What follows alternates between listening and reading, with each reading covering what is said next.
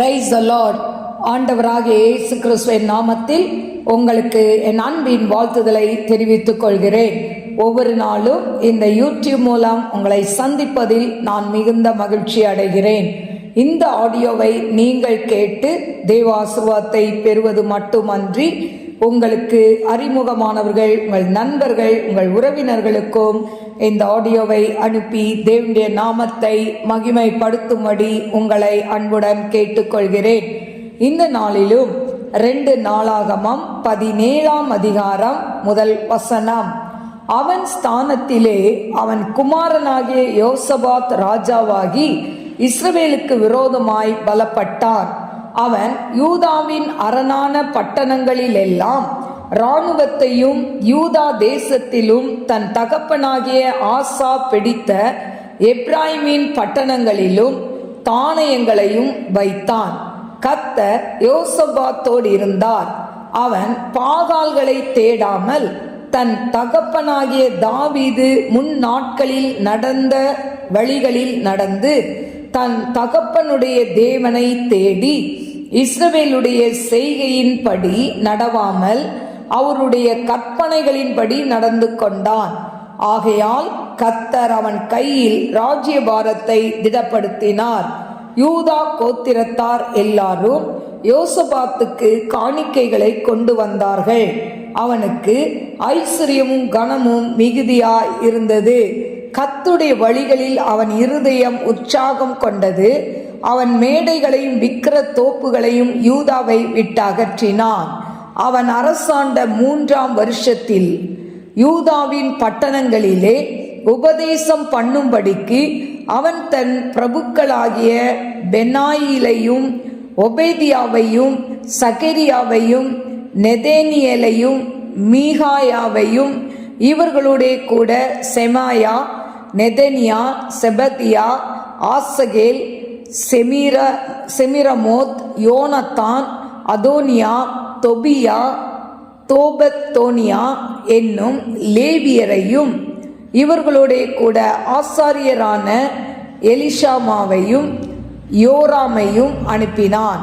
இவர்கள் யூதாவிலே உபதேசித்து கர்த்தருடைய வேத புஸ்தகத்தை வைத்து கொண்டு யூதாவின் பட்டணங்களிலெல்லாம் திரிந்து ஜனங்களுக்கு போதித்தார்கள்.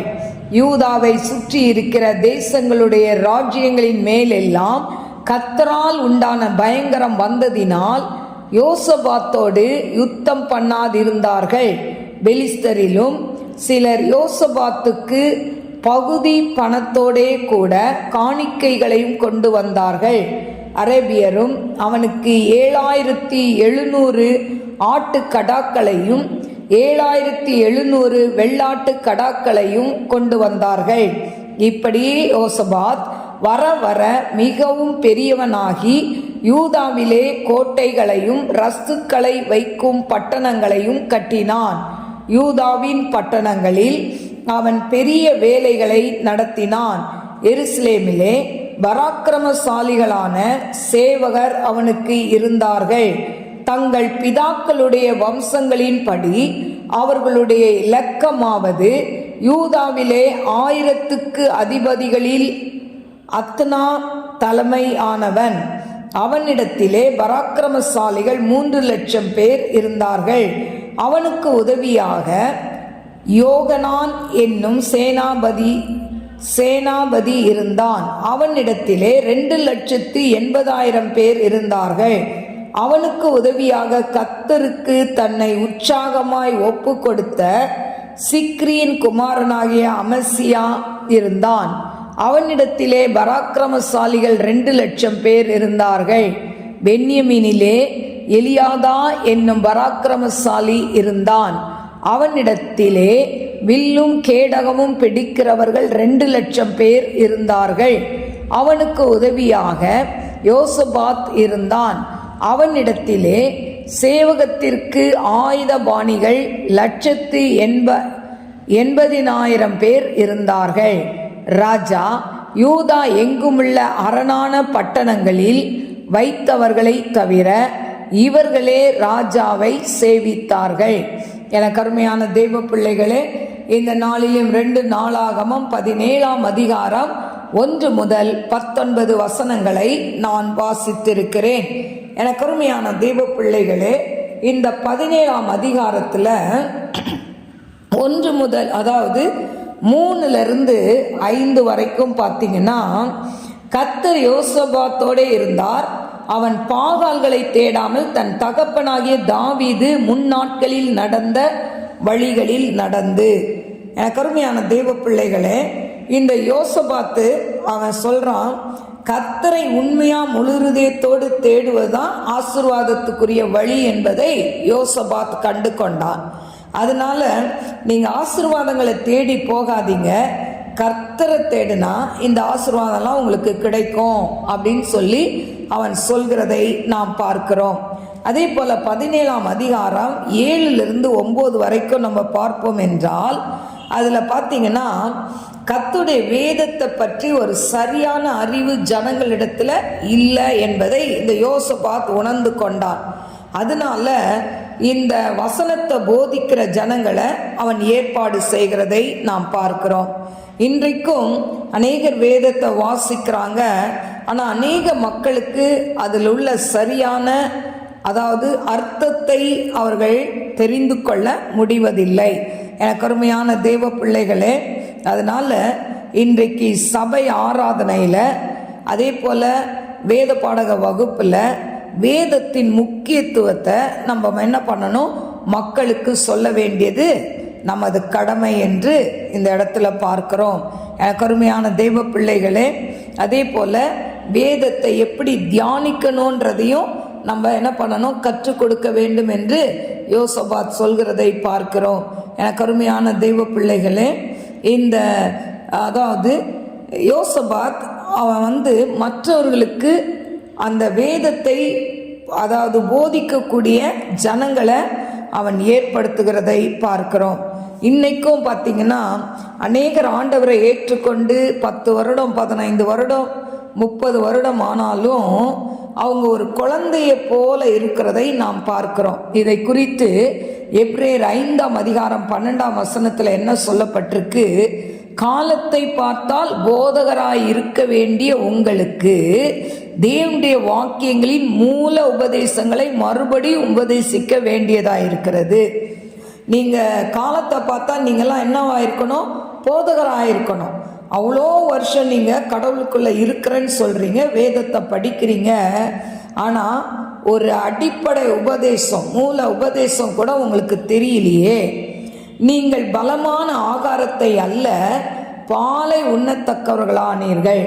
அப்போ நீங்கள் இந்த வேதத்தை குறித்தான ஒரு அறிவு இல்லாமல் இருக்கிறதை இந்த இடத்துல, அதாவது சொல்கிறதை நாம் பார்க்கிறோம். எனக்கு அருமையான தெய்வ பிள்ளைகளே, அது மட்டுமல்ல, 13வது வசனத்தில் பவுல் என்ன சொல்றாருன்னா, பால் உண்கிறவன் குழந்தையாய் இருக்கிறபடியினாலே நீதியின் வசனத்தில் பழக்கமில்லாதவனாய் இருக்கிறான்.